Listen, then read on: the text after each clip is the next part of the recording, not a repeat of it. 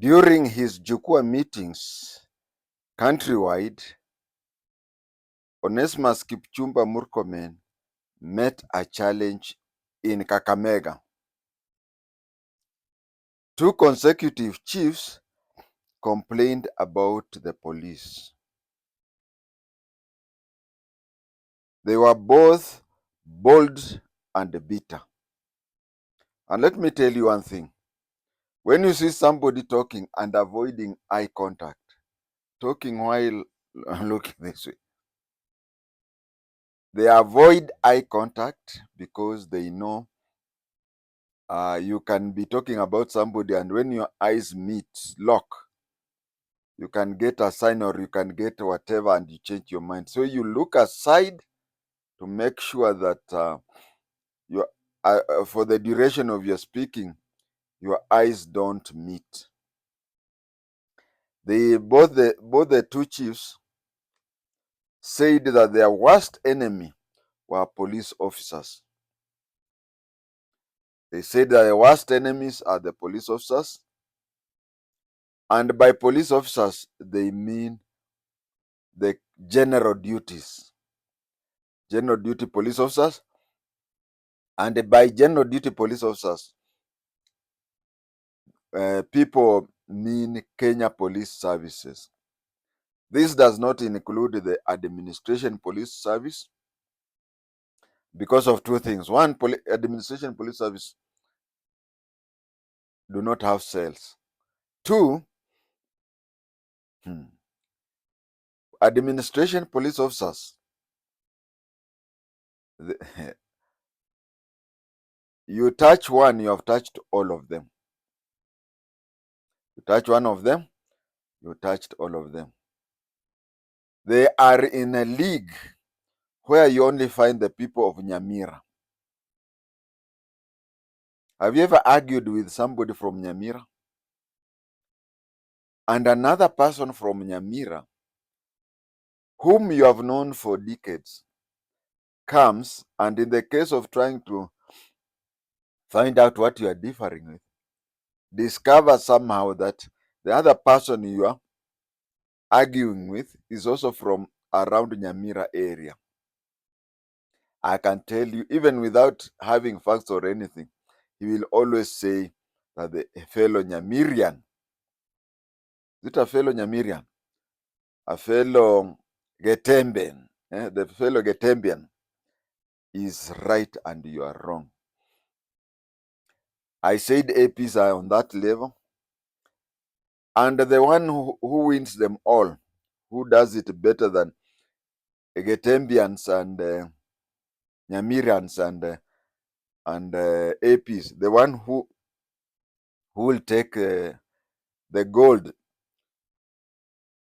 effortlessly are the border people. Border people. There's a story going around that some border people organized and bought a matatu, and before it was even insured, the matatu hit another border fellow, and the border in the course of the night burnt that matatu, only to later to know that it belongs to. So that is how border people are. Border people, you differ with one, you have differed with all of them.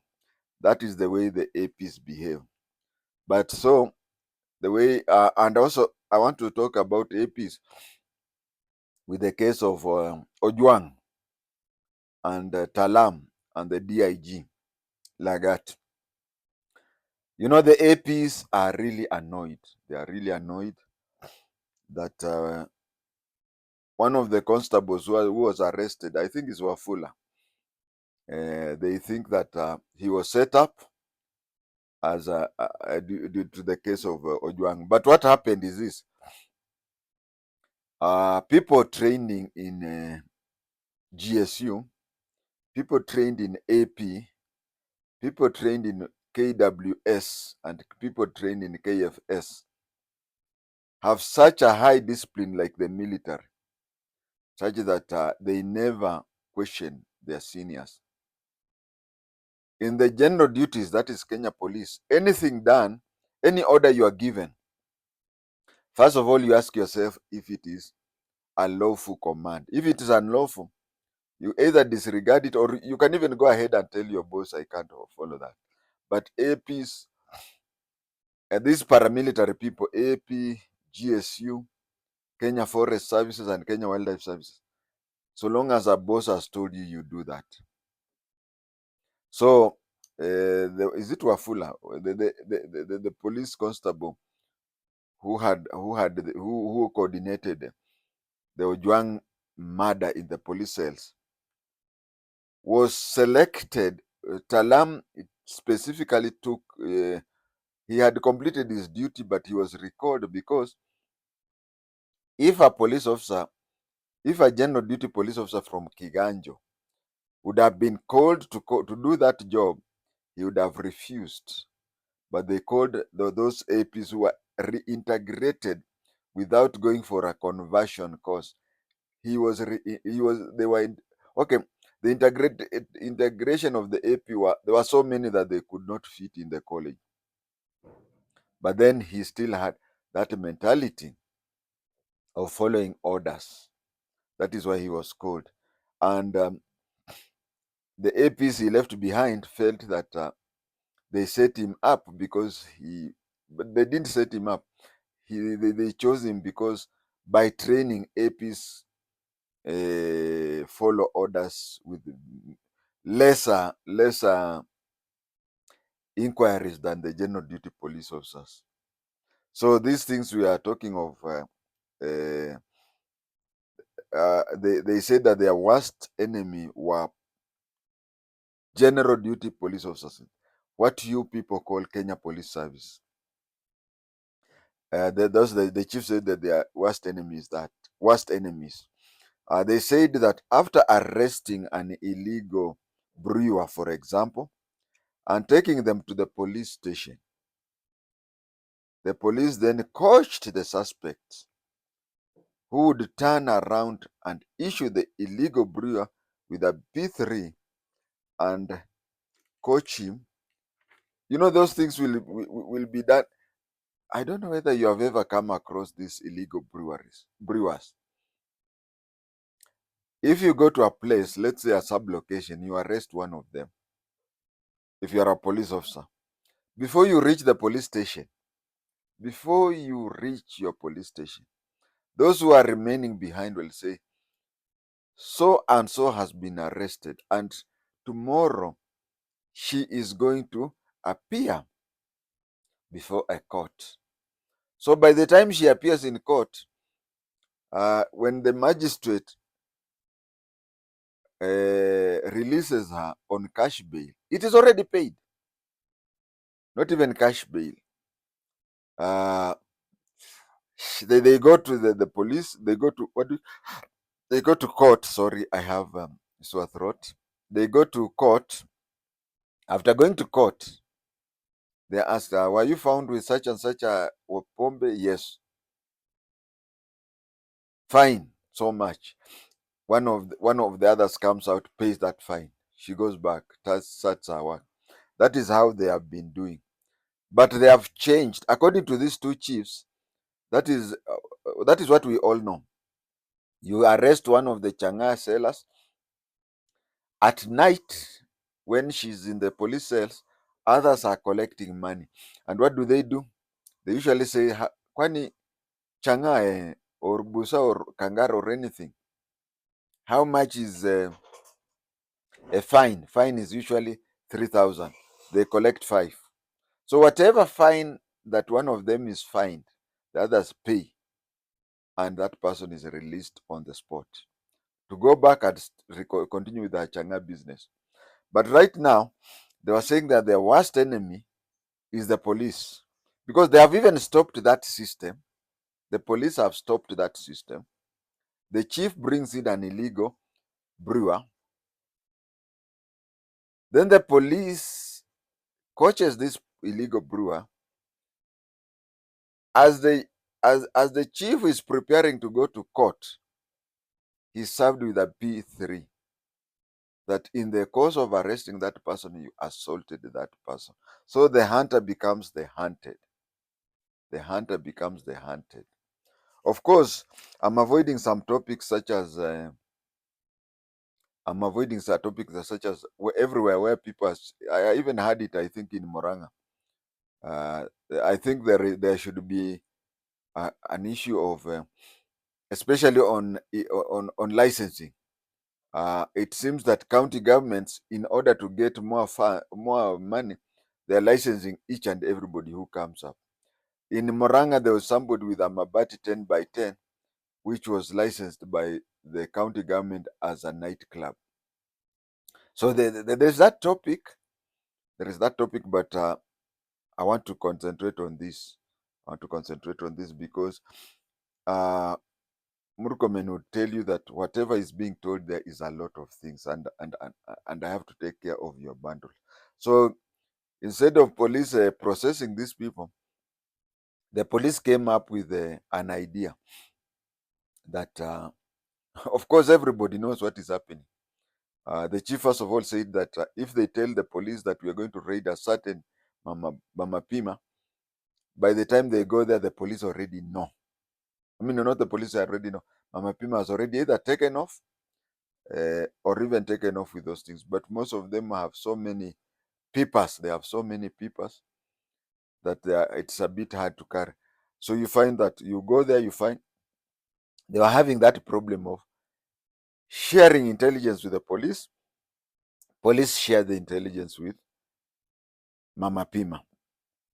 But what hurted them more is the case where they disregard the police, go and arrest Mama Pima alone, and then take them to the cell, and then the hunter becomes the hunted. And they were also complaining to Kipchumba that Kipchumba Murkomen that with such an attitude, the police were making them go arrest without escort or armed escort, which is a risk to them because sometimes they get the breweries armed and ready for confrontation. So so that was their main complaint. But before I start today's topic, let me say that a lot of topics were covered, and the fact that I chose a few doesn't mean that they were the only covered topics. No, during such a meeting, a Jukwa, there is a lot of things that I've covered, but I'm concentrating on certain aspects alone. Neither does it mean that the other topics aren't important. No, they are very important. As a blogger, you alternate from sometimes having no topic. Imagine there are times when you have no topic to say. You just scratch your head, look for something to cover on that day, but you find you have nothing to say. You alternate from that. That is one extreme. You go to the other extreme, you find that you have very many topics to cover, all with a deadline. All with a deadline. Like these stories of Jukwa. If you have to line up all the topics that are covered, by the time you reach the last topic, you'll find that the people have moved on. For example, do we have anybody talking about Ojwang or Rex Masai?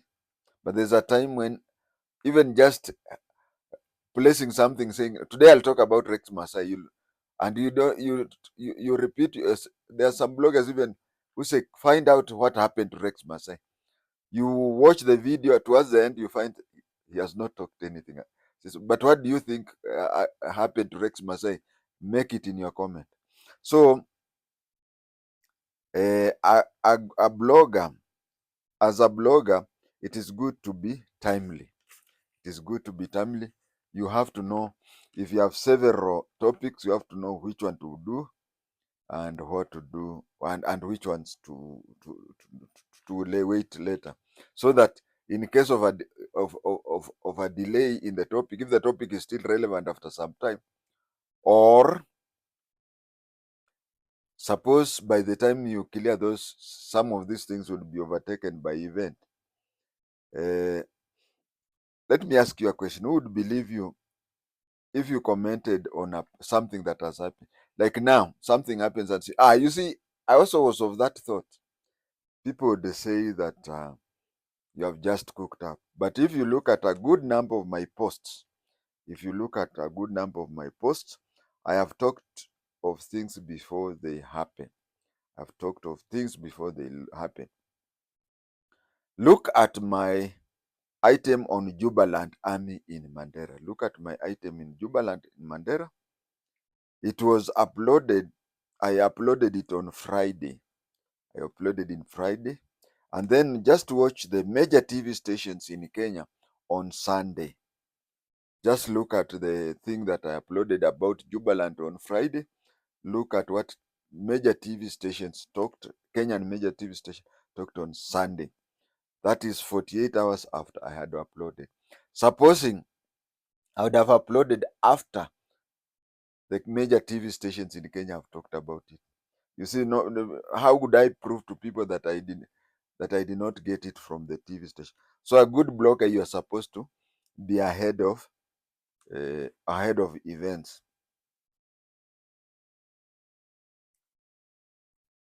It would be very hard for me to convince anybody, even you, that that was my thought. If major TV station or other people, even fellow bloggers, have recorded this, but you'll find that in such cases, like the one I've mentioned, I talk first, and then other people come, and they come up and find the same findings that I have. Another thing I want to comment on is the complaint by various security agencies that you take a prisoner to a police cell and the police utilizes the opportunity in a negative way. They use that opportunity to line their pockets or even to subvert the laws. Let me ask you a question. Okay, we say police, but do you know that the other name for police is law enforcement officers or law enforcement agency? Now, if you are a law enforcement officer or if you are a law enforcement agency and you sabotage the law, is that not bad? I can say that it was there. It was there even during my time.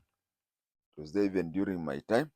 The only difference is that compared to my time, nowadays police officers are rogue. Police officers are rogue. It was really bad during my time, but if you compare it to the police of today, it is really bad. But we will cover that. That is the but we will cover that. That is the purpose of this episode. This episode is there to show how police officers are rogue.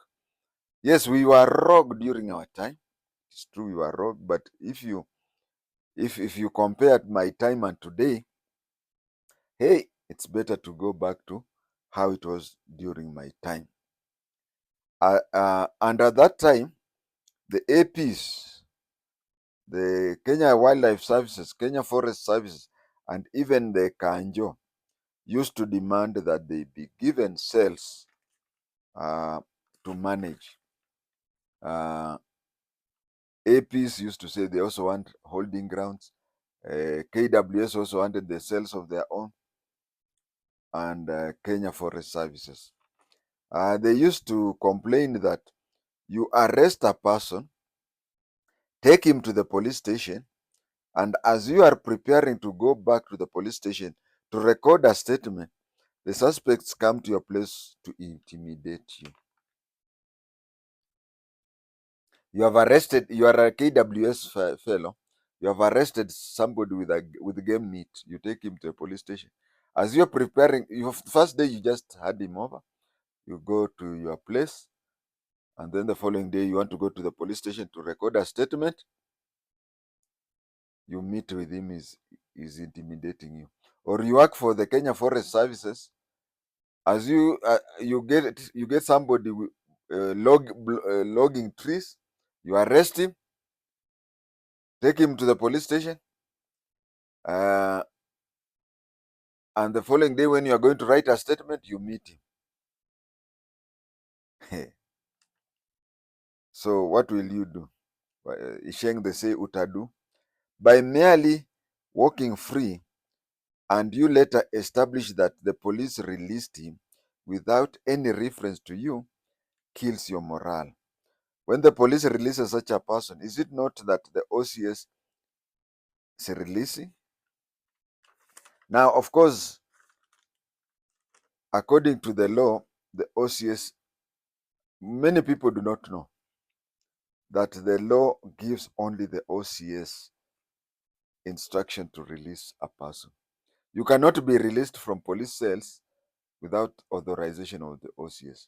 Even when the inspector general is around, you'll find that from time immemorial, and if let's say even the inspector general orders the OCS to, it is written in the records that under instructions from the inspector general, I, the OCS of this and that police station, now release so and so. The powers to release a person from the cell is the sole responsibility of an OCS. So during that time, when the OCS has released that person, it is not the OCS who has released that person. Kwa macho ya watu, it is the Kenya Police Service that is releasing a prisoner of Kenya Wildlife, Kenya Forest, even poison and whatever board, isn't it? Such a people who take it there. So we have to understand that only 3 entities have holding facilities in Kenya. Any other person with holding facilities, those are illegal holding facilities. It's like in your estate or in your plot, you arrest somebody, a suspect. What do? If you arrest somebody, you can hold him at the watchman's sentry, and you have to prove that you held that person in a shortest time as you are preparing to take him to the police facility. So there are only the three legally places where you have holding facilities. I said the police, they are one of the three. The second one is the prison, and the third is the military. If you are in any holding facility that is not gazetted to be a police cell, it is not gazetted as a prison cell or even a military cell, then know that you are being held in an illegal place. And anybody who has not appeared before court, he can only be taken to a police cell. Even the military, one is only held in military cells on matters covered under the KDF Act. KDF Act, if you have committed an offense under the KDF Act or acts, then that is when you can be held in the military holding facilities. Otherwise, anybody else, any other offense, you have to be placed in the police holding cells. So during my time, anyone brought to the police cells by administration police, Kenya Wildlife Services, Kenya Forest Services, and so on and so on, the OCS would just, because of that uproar, the OCS were ordered. The OCS were ordered. I said that in law, OCS is the only person who can release a person held at that facility. So during my time, orders came that those people, when they place anybody in the cells, the OCS would just be the holding person. The OCS cannot release. Any arrangements have got to be made by the entity. I don't know why nowadays the chiefs are complaining that way. Oh, I can see, because they are saying you go there, you meet that person with a P3. The police know that they cannot release him, so they say, why can't you now go to complain to the doctors and say that the chief assaulted you? For example, if you have been arrested by Kanjo for what? For anything, and whatever. Okay, let's say that you have contravened the laws and regulations of the county. Say you have committed that. That is the time when they take you to the police cells. Now, if they have to prepare the court files themselves. They have to they are equivalent. The equivalent, a chief inspector from Kanjo is the one who can decide to release you. Now it means that because of what we did, it was changed that the powers of the OCS in such cases are assumed by his or her equivalent in the so said organization, be it Kanjo, be it Food and Poisoning Board, be it Kenya Forest Services, be it Kenya Wildlife Services. What we used to do during my time, since the person is under your care, well, that is what we used to do during my time, is that you see KWS has brought somebody to your cells, isn't it? And you're with that person 24/7. So what we used to do during my time was you have the person under care for 24/7.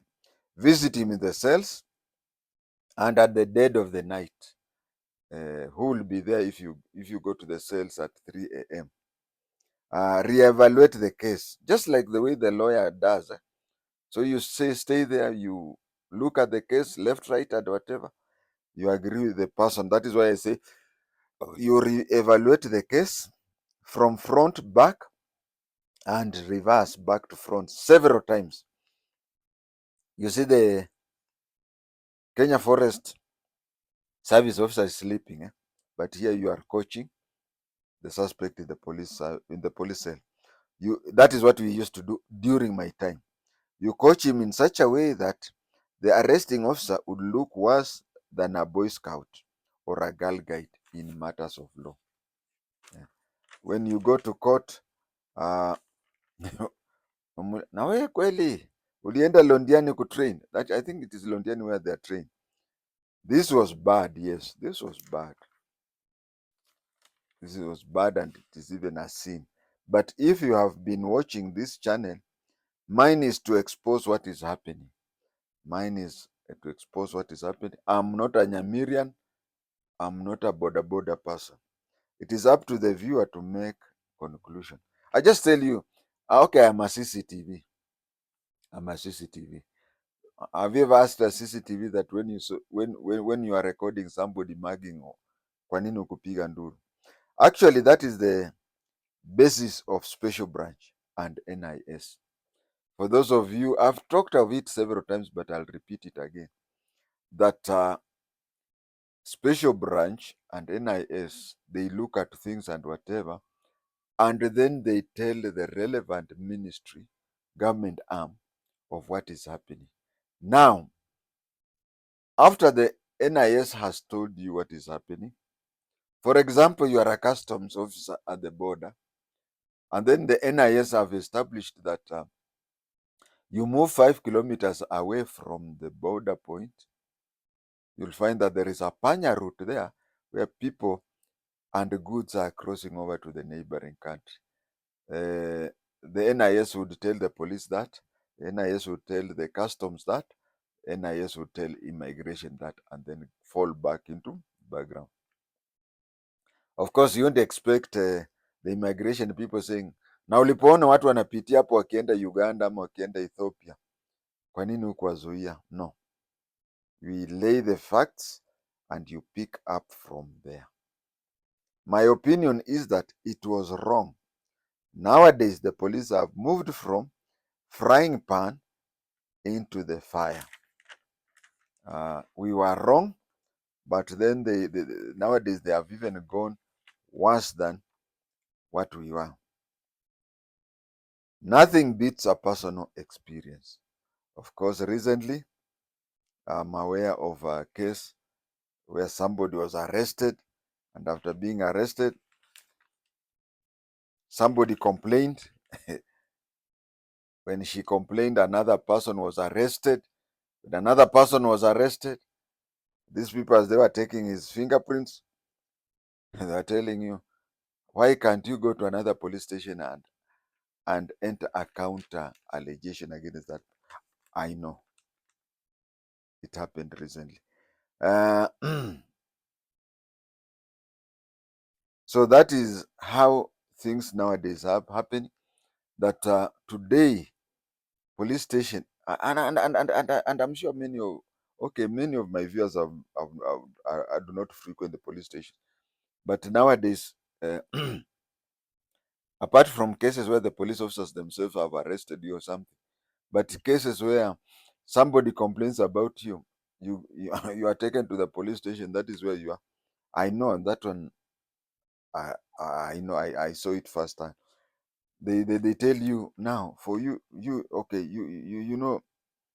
Let me call her sister to Pepe Kale. You know sister to Pepe Kale. Yeah, she's the one. Yeah, she's the one who has reported you, isn't it? Why don't you report this so that you are in the police cells here and she's in police cells in the other place? So you see, her knowing that you have a case against her. That is what the chiefs were saying. Now, if I compare the Pepe Kale sister case, so-called Pepe Kale sister's case, and the chiefs, this is this is what is happening. The chief has arrested somebody who is an illegal brewer. That is a minor offense. It's called a misdemeanor. But the same person now comes up with a P3, because the P3 is what the police has given him or her. P3 is what she will go to any medical facility and they fill in, and the court must agree with what the doctors have written. So the doctors have been paid.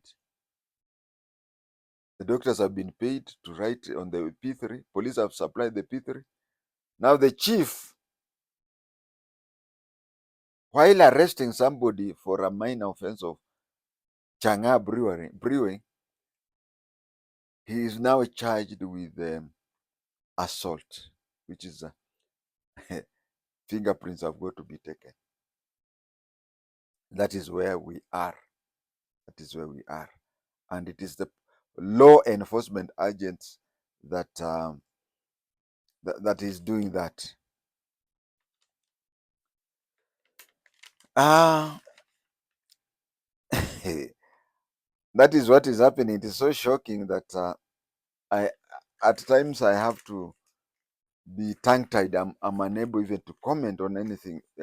Words, and then I remind myself that keeping quiet is eating into your bundles. But from here, you will notice that the web of claims and our counterclaims, a cop or a handful of cops would get giringiri, would get angiri, giringiri. And now you know why a police station is called giringiri, badala gigiri. It's called giringiri.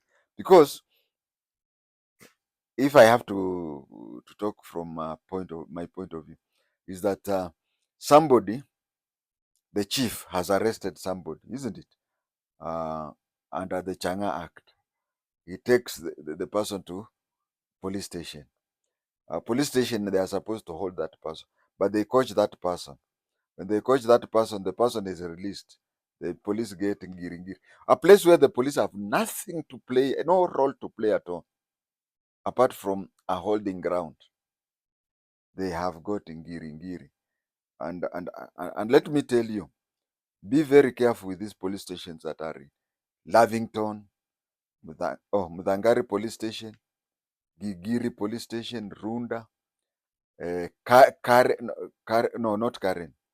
Karen is, no, I'll not mention Karen, but Hardy police station. Be careful with such police stations, which are from rich areas. As a police officer, I'll tell you, police are not happy when they are taken to such police stations. But a police station such as, let me give you a police station. I don't know even a single person there. I'll just give you 2 police stations. Madare police station and Kibra police station. I tell you, somebody who is transferred to those police stations, you rush. Why do you rush? You rush because in Kibra, or in the slums, you just walk. Hmm? Everywhere there is changa, you are given 50 shillings.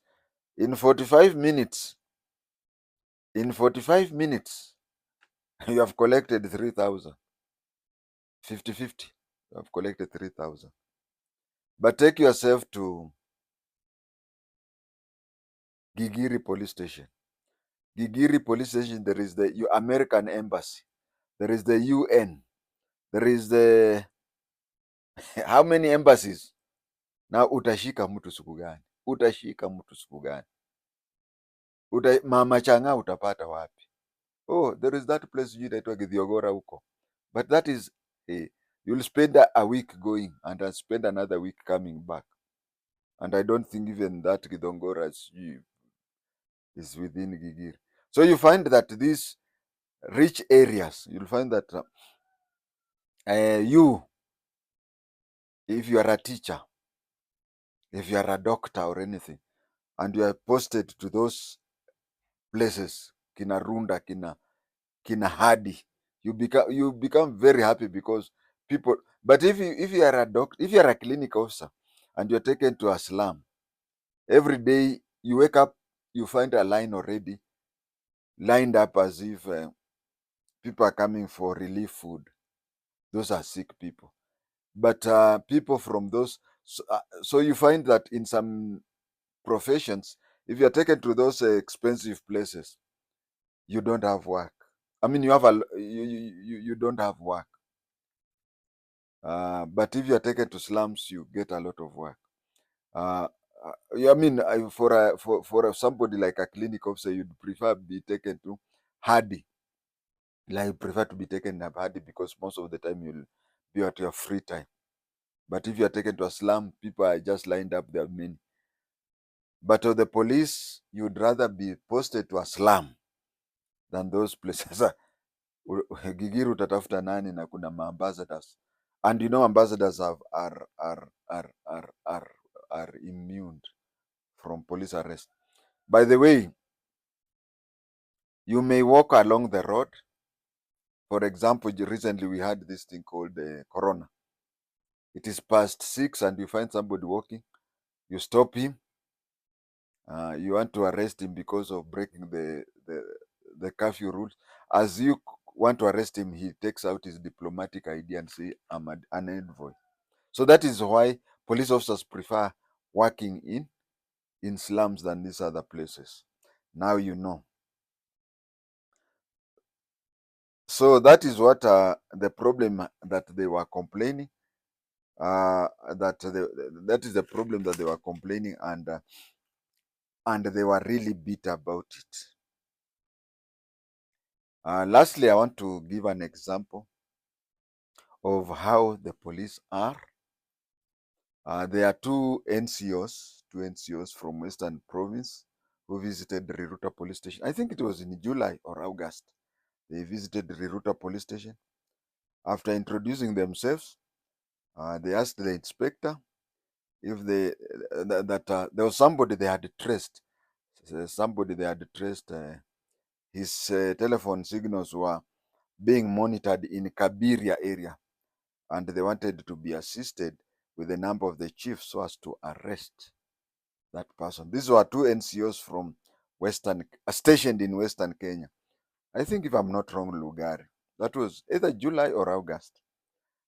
They were given the chief's number. They wanted to use the chief's. They traced the phone signals, and they wanted to go and nab that person from Kabiria area and take him all the way to Western. And they asked the inspector if she could give them the number of a chief, and she gave them, and she told them, why can't I give you local police officers to go? And they said, no, we don't need. You can read between the lines why they did. They are police officers. general duty police officers, travel all the way from from Lugari up to Riruta police station.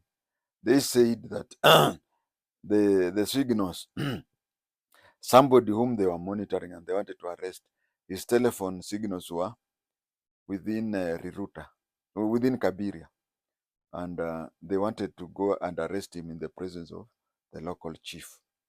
And then when the inspector said, no, let us let me give you 1 or 2 police officers from here, they said, no, we are more safer. We are more confident with the chief. These are police officers who do not want to be assisted by their fellow police officers. Hapo ndio tuko.